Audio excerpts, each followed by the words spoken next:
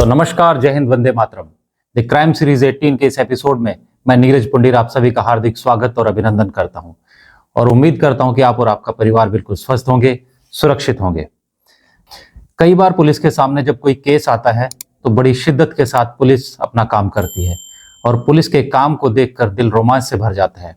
Investigation करने में police ने जो जज्बा और जो जुनून, जो स्किल, जो तकनीक लगाई होती है, उसको देखकर ऐसा लगता है कि काश सभी पुलिस वाले ऐसे ही इन्वेस्टिगेशन कर पाते और सबको सबके सामने ला पाते।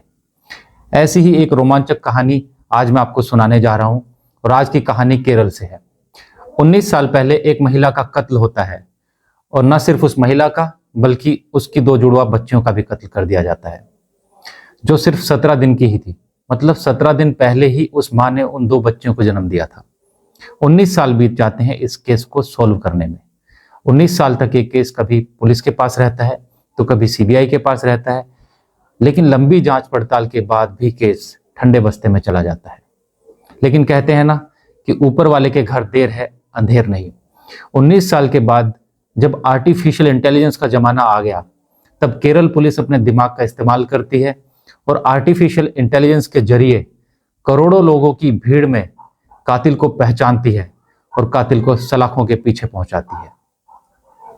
वैसे तो ये केस अब सीबीआई के अंडर था, लेकिन फिर भी केरल पुलिस अपनी तरफ से इंटरेस्ट दिखाते हुए एआई के थ्रू इन्वेस्टिगेशन करके 19 साल पुराने इस केस को सुलझा देती है। ये एक बहुत ही दिलचस्प केस है और जबरदस्त कहानी है। बात 2005 की है। केरल के कोल्लम डिस्ट्रिक्ट में एक लड़की रहा करती थी जिसका नाम था रंजिनी।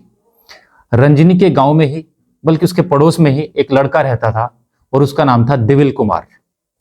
दोनों एक ही गांव के थे, पास पड़ोस के रहने वाले थे, तो रोजाना कहीं ना कहीं मुलाकात होती रहती थी। फिर दोनों में धीरे धीरे दोस्ती हो गई। वक्त गुजरा और ये दोस्ती प्यार में तब्दील हो गई। इसी बीच दिविल का सिलेक्शन इंडियन आर्मी में हो जाता है और वो भारतीय सेना को ज्वाइन कर लेता है। अपनी ट्रेनिंग खत्म करने के बाद उसकी जो पहली पोस्टिंग आती है वो था Pathankot army cantt. Army cantt में ड्यूटी करने के दौरान जब भी उसे छुट्टी मिलती थी तो वो अपने गांव आता था और रंजिनी और दिविल अक्सर मिला करते थे। और जब उसकी छुट्टी खत्म हो जाती थी तो वो वापस पठानकोट अपने कैंट में चला जाया करता था। इसी तरह वक्त गुजरता गया। एक रोज जब दिविल गांव में ही आया हुआ था तो रंजिनी को पता लगता है कि वो प्रेग्नेंट है। अब शादी हुई नहीं थी और प्रेग्नेंट है तो जाहिर सी बात है, समाज है, बिरादरी है, लोग क्या कहेंगे। लेकिन रंजिनी इस बात की चिंता नहीं करती है। उसे पूरा भरोसा था कि दिविल उससे प्यार करता है और जल्दी ही वो दोनों शादी कर लेंगे और सब ठीक हो जाएगा। ये सोचकर रंजिनी ने दिविल को बताया कि वह प्रेग्नेंट है। तो दिविल रंजिनी से कहता है कि अभी समय सही नहीं है और फिलहाल हम शादी नहीं कर सकते, तो तुम जाकर अबॉर्शन करा लो। अब रंजिनी को ये बात सुनकर बड़ा अजीब लगा, क्योंकि उसको दिविल से ऐसी उम्मीद बिल्कुल भी नहीं थी। रंजिनी ने कई बार दिविल को समझाया, लेकिन दिविल मानने को बिल्कुल भी तैयार नहीं था। तो ये बात को लेकर दोनों के बीच में बहुत झगड़ा हुआ। इस झगड़े के बाद दिविल की छुट्टी खत्म हो जाती है और वो केरल से निकलकर वापस अपने आर्मी के जो कैंप होता है पठानकोट में, वहां चला जाता है। इधर रंजिनी ठान लेती है कि किसी भी हालत में वो अबॉर्शन नहीं कराएगी और इस बच्चे को जन्म देगी, क्योंकि वो इस बच्चे को अपने प्यार की निशानी मानती थी। रंजिनी अपनी माँ को समझाती है और माँ भी यही कहती है कि बेटा समाज है, लोग हैं, क्या कहेंगे, हमारी समाज में बदनामी हो जाएगी वगैरह वगैरह। लेकिन रंजिनी नहीं मानती है और वो किसी भी तरह समझा बुझा के अपनी माँ को समझा लेती है। धीरे धीरे वक्त बीता और डिलीवरी का टाइम नजदीक आ गया। तो माँ बेटी ने अपना घर छोड़ दिया और वो पास के शहर में पहुंच जाती हैं और शहर का नाम था तिरुवनंतपुरम। वहां जब डिलीवरी की डेट नजदीक आ जाती है तो 2-3 दिन पहले वो हॉस्पिटल में एडमिट हो जाती है। अब अस्पताल में एडमिट हो जाती है तो डॉक्टर कहते हैं कि नॉर्मल डिलीवरी भी हो सकती है या फिर सिजेरियन के थ्रू, मतलब ऑपरेशन से बच्चे को जन्म देना होगा। तो इस दौरान वहां एक लड़का आता है और वो कहता है कि मेरा नाम अनिल है, मैंने आपके केस को देखा है और सिजेरियन में शायद ब्लड की आपको जरूरत पड़ेगी, तो अगर आपको ऐसी जरूरत पड़ती है तो मैं खून देने के लिए तैयार हूं, आप मुझे बता दीजिएगा। माँ को लगता है कि आज के जमाने में भी इतने शरीफ लोग हैं जो अपने आप आकर खून देने की बात कर रहे हैं। तो रंजिनी की माँ उस लड़के अनिल को फिर रंजिनी से मिलवाती है। तो खैर इस अस्पताल में वो रुका हुआ था, इंतजार कर रहा है डिलीवरी का। इत्तेफाक से डिलीवरी नॉर्मल हो जाती है और खून की जरूरत नहीं पड़ती और रंजनी 2 जुड़वा बच्चियों को जन्म देती है। इस तरह अनिल से कोई एहसान भी नहीं लेना पड़ता, लेकिन अनिल जो था वो लगातार इस अस्पताल में ही रहता है और रंजनी और उसकी माँ से मिलता रहता है और उन्हें कहता है कि अगर किसी चीज की जरूरत पड़े तो बेहिचक मुझे बता देना, मैं आपकी मदद करूंगा, इससे मुझे खुशी मिलेगी। वो कई दिन तक अस्पताल में माँ बेटी की देखभाल करता रहता है और दोनों माँ बेटी उसके इस व्यवहार से बहुत खुश थे। अब जब रंजनी के अस्पताल से डिस्चार्ज होने का टाइम आता है तो अनिल उसकी माँ से कहता है कि अगर आप इन दोनों छोटी बच्चियों को लेकर अपने डिस्ट्रिक्ट कोल्लम में जाएंगे तो वहां लोग तरह तरह की बातें बनाएंगे और आपको परेशान करेंगे। माँ बेटी को लगा बात तो सच है, लेकिन अनिल ने उनको एक ऐसा आइडिया दिया और कहा कि आप अपने गांव मत जाइए, आप मेरे गांव चलिए। मेरे गांव में जानने वाले बहुत सारे लोग हैं, मैं आपको कहीं ना कहीं किराए का एक घर दिलवा दूंगा, किसी को पता भी नहीं चलेगा और जब सारी चीजें सेटल हो जाएंगी तब आप चले जाना अपने कोल्लम डिस्ट्रिक्ट में। और अभी आपको वहां से आए हुए सिर्फ 1.5-2 महीना हुआ है और समय यहाँ पर बिताइए और जब 6 महीने या साल भर बीत जाएगा तो कोई पूछेगा भी नहीं और पूछेगा तो बता देंगे कि शादी हो चुकी थी, जुड़वा बच्चे हुए हैं। तो इस तरह वो उनको ऑफर देता है एक तरह से। अनिल की ये बात सुनकर रंजनी और उसकी माँ दोनों तैयार हो जाती हैं और फिर वो दोनों उस अजनबी जिसने अपना नाम अनिल बताया था उसके साथ चली जाती हैं। वो उन्हें एक किराए का घर दिलवा देता है और दोनों माँ बेटी वहां पर रहने लगती हैं। धीरे धीरे वक्त बीतता है और तारीख आ जाती है 10 फरवरी 2006। 10 फरवरी 2006 को अचानक एक दिन दिविल आता है और उस किराए के घर पर दस्तक देता है जहां पर रंजनी और उसकी माँ रहा करती थी। दिविल को देखकर रंजनी बहुत खुश हो जाती है, उसे लगता है कि दिविल वापस आ गया और उसकी माँ की भी खुशी का कोई ठिकाना नहीं रहता। उसे लगता है कि चलो देर से ही सही मगर आ तो गया। दिविल उनके पास बैठता है, बड़े प्यार से बात करता है और अपने बर्ताव के लिए माफी मांगता है और फिर कहता है कि देखो इन बच्चों का बर्थ सर्टिफिकेट बनवाना होगा, इसके लिए ग्राम पंचायत दफ्तर में हमें जाना होगा। दिविल रंजनी की माँ से कहता है कि मैंने ग्राम पंचायत के दफ्तर में बात कर ली है, आप अस्पताल के पूरे कागजात लेकर वहां पहुंचिए, बर्थ सर्टिफिकेट बन जाएगा। रंजनी की माँ घर से निकल जाती है। माँ के चले जाने के बाद सिर्फ घर में रह बचता है दिविल, रंजनी और उसकी 17 दिन की छोटी छोटी 2 जुड़वा बच्चियां। दोपहर के करीब 3 घंटे बीत जाते हैं और रंजनी की माँ वापस लौटकर जब घर आती है, जैसे ही वो घर का दरवाजा खोलती है तो माँ के होश उड़ जाते हैं, उसकी चीखें निकल जाती हैं क्योंकि बिस्तर पर एक और खून से लथपथ रंजनी की लाश पड़ी होती है और दूसरी ओर उन दोनों छोटी छोटी बच्चियों की लाशें पड़ी थी। तीनों का गला काटकर उनकी हत्या कर दी गई थी, उनको बेरहमी से मार डाला गया था। ये मंजर देखकर रंजनी की माँ बेहोश हो जाती है। उसकी चीख पुकार सुनकर आसपास के लोग इकट्ठा हो जाते हैं। एक बिस्तर पर एक कमरे में 3 लाशें देखकर पूरे इलाके में हड़कंप मच जाता है। भीड़ में से ही कोई व्यक्ति पुलिस को सूचना दे देता है और पुलिस तत्काल वहां पहुंचती है। पुलिस की तफ्तीश से पता चलता है कि उस दिन वहां एक शख्स और आया था मोटरसाइकिल पर और ये मोटरसाइकिल कुछ अलग ही मॉडल की थी, तो कुछ लोगों ने उस मोटरसाइकिल का नंबर भी नोट कर लिया था। पुलिस के पास अब मोटरसाइकिल का नंबर था और पुलिस आगे की तफ्तीश करती है तो पता चलता है कि मोटरसाइकिल किसी राजेश नाम के व्यक्ति के नाम से रजिस्टर्ड थी। उधर रंजनी की माँ को जब होश आता है तो वो बताती है कि आज दिविल घर आया था और उसी ने ग्राम पंचायत दफ्तर में मुझे भेजा था। अब पुलिस के शक के दायरे में एक तो दिविल था और दूसरा राजेश जिसकी मोटरसाइकिल मिली थी। पुलिस आगे जांच करती है तो पता चलता है कि राजेश नाम का व्यक्ति दिविल की तरह ही इंडियन आर्मी में सर्विस करता है। पुलिस अपनी तफ्तीश को आगे बढ़ाती है तो पुलिस को पता चलता है कि दोनों लोग पठानकोट आर्मी कैंट के अंदर ही पोस्टेड थे। अब केरल पुलिस की एक टीम उन दोनों की तलाश में पठानकोट आर्मी कैंप पहुंचती है और जांच पड़ताल जारी करती है। तो पुलिस को पता चलता है ये दोनों लोग बिना इंफॉर्मेशन दिए अपनी ड्यूटी से गायब हैं, यानी एक तरह से वो सेना से भगोड़े हो चुके हैं। जहां जहां अभी तक पुलिस को शक हुआ था उस हर जगह पुलिस ने उनको तलाश किया, मगर पुलिस के दोनों हाथ खाली थे। वक्त धीरे धीरे बीत जाता है और अब 2006 से 2010 आ जाता है। रंजनी और उसकी बच्चियों की हत्या हुए अब 4 साल बीत चुके थे।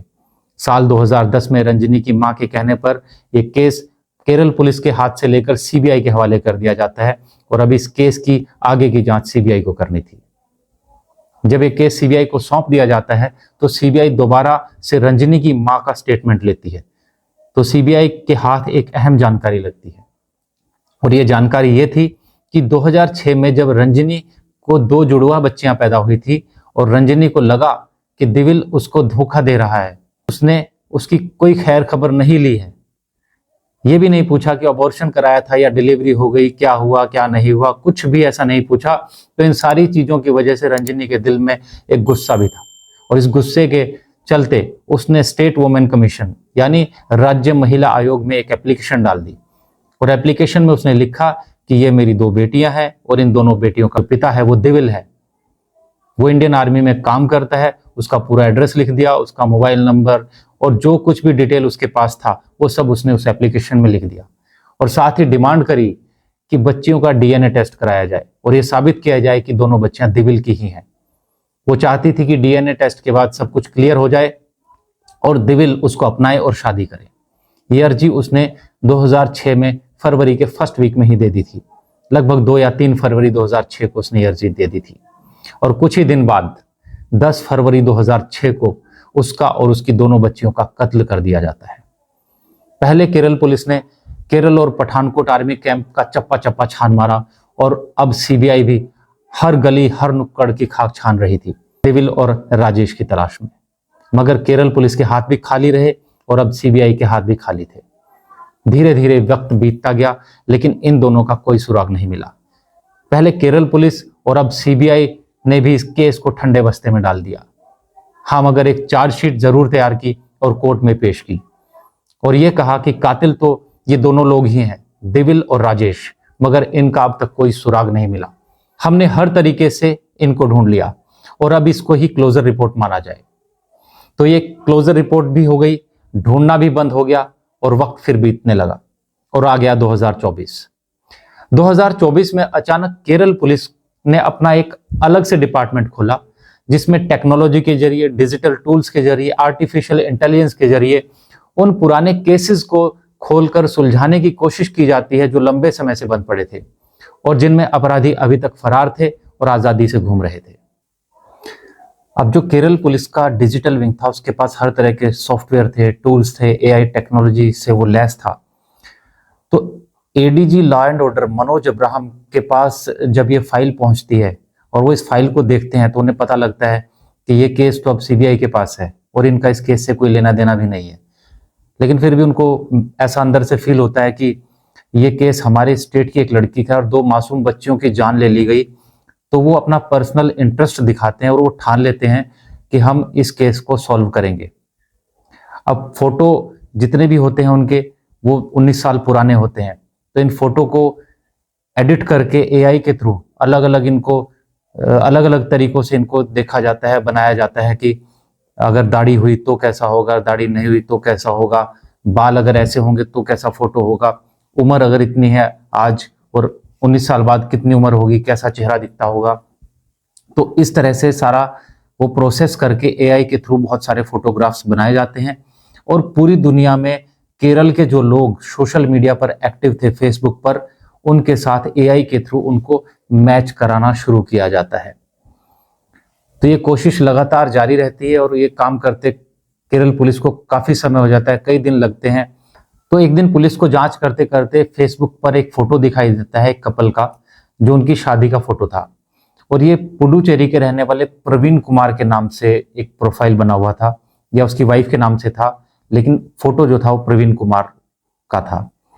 तो इसका चेहरा 90% मैच हो जाता है। लेकिन अब उसका नाम प्रवीण कुमार था, तो पुलिस को लगता है कि ये तो प्रवीण कुमार है और हम तो तलाश कर रहे हैं दिविल की और राजेश की। लेकिन फिर भी 90% चेहरा मैच करता है, तो पुलिस पहुंचती है पुडुचेरी में। सादी वर्दी में पुलिस के लोग उस घर के आसपास तैनात हो जाते हैं और नजर रखते हैं कि कोई शख्स यहां से निकले और हम उसको पहचाने। फिर एक रोज पुलिस को एक शख्स दिखाई देता है। पुलिस उसको ध्यान से देखती है तो पता चलता है कि ये दिविल तो नहीं है। उसके नैन और नक्श से पता चलता है कि ये राजेश है, और पुलिस का एक सिपाही उसको राजेश के नाम से आवाज लगाता है और वो पलट जाता है। अब वो पुलिस के शिकंजे में था। तो उसकी गिरफ्तारी हो जाती है, उसको पकड़कर पुलिस अपने साथ ले जाती है और जांच पड़ताल करती है, पूछताछ करती है। और सख्ताई से जब पूछताछ करती है तो वो दिविल का भी एड्रेस बता देता है, जो वहीं पुदुचेरी में आसपास ही रहा करता था। राजेश ने अपना नाम प्रवीण कुमार रख लिया था और दिविल ने अपना नाम विष्णु कुमार रख लिया था। ये जब आर्मी में थे तो ये कभी पुदुचेरी आए होंगे, तो इनको लगा कि ये जो कत्ल इन्होंने कर दिया, इसके बाद सबसे सेफ जगह इनके लिए पुदुचेरी है। वहां पुलिस नहीं ढूंढ पाएगी उनको और वो आराम से अपने जिंदगी को गुजार लेंगे। यहाँ आने के बाद दोनों इंटीरियर डिजाइनर का काम शुरू कर देते हैं और एक स्कूल में 2 टीचर्स होती हैं, सगी बहनें, उन दोनों के साथ ये शादी कर लेते हैं। तो ये आराम से अभी अपनी जिंदगी को बिता रहे थे, लेकिन केरल पुलिस की मुस्तैदी के साथ, उनकी लगन और उनके जोश के साथ, उनकी टेक्नोलॉजी और उनके दिमाग के साथ ये दोनों आज पुलिस की गिरफ्त में थे। 19 साल लगे, लेकिन रजनी को इंसाफ मिल गया। तो ADG law and order Manoj Ibrahim ji CBI को इन्फॉर्म कर देते हैं कि ये केस आपका है और इन दोनों को गिरफ्तार कर लिया गया है। तो इस तरह से 19 साल बाद ही सही, लेकिन रजनी को इंसाफ मिला। तो आज की ये कहानी यहीं खत्म होती है। उम्मीद करते हैं ये कहानी, ये एपिसोड आपको बहुत पसंद आया होगा। और अगर आपको ये पसंद आया तो हमारे चैनल को लाइक, शेयर और सब्सक्राइब जरूर करें। धन्यवाद।